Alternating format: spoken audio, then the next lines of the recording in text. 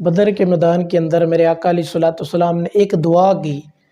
جب صحابہ کرام علیہم رضوان اور کفار آپس میں آمنے سامنے تھے، لڑ رہے تھے، میرے آقا علیہ الصلوۃ والسلام اپنے مبارک خیمے کے اندر اللہ کی بارگاہ میں دعا کر رہے تھے،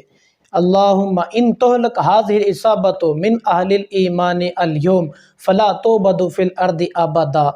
نبی پاک صلی اللہ علیہ وسلم عرض کرتے ہیں، خدایا یہ جو 313 بندے میرے لیے لے کر آیا ہوں، جہاد کے میدان میں لے کر آیا ہوں، اے اللہ کریم اگر یہ آج شہید ہو گئے، سارے کے سارے اگر یہ مغلوب ہو گئے تو اے اللہ کریم روئے زمین پر تیری کوئی عبادت کرنے والا نہیں ہوگا۔ اللہ اکبر، یہ میرے آقا علیہ الصلوۃ والسلام کی اس دن دعا تھی۔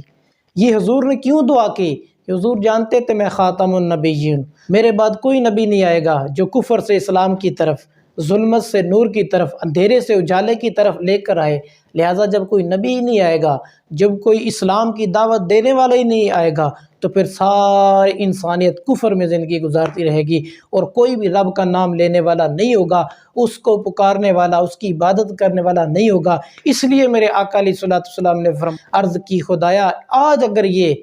میرے جانثار صحابہ اگر شہید ہو گئے، ان کو اگر فتح تو نے نہ عطا فرمائی، فلا تعبد فی الارض ابدا، خدایا تیری بھی زمین میں کوئی عبادت کرنے والا نہیں ہوگا۔ ابو بکر صدیق رضی اللہ عنہ، نبی پاک صلی اللہ علیہ وسلم دعا کر رہے تھے، اتنی گریہ زاری کے اندر،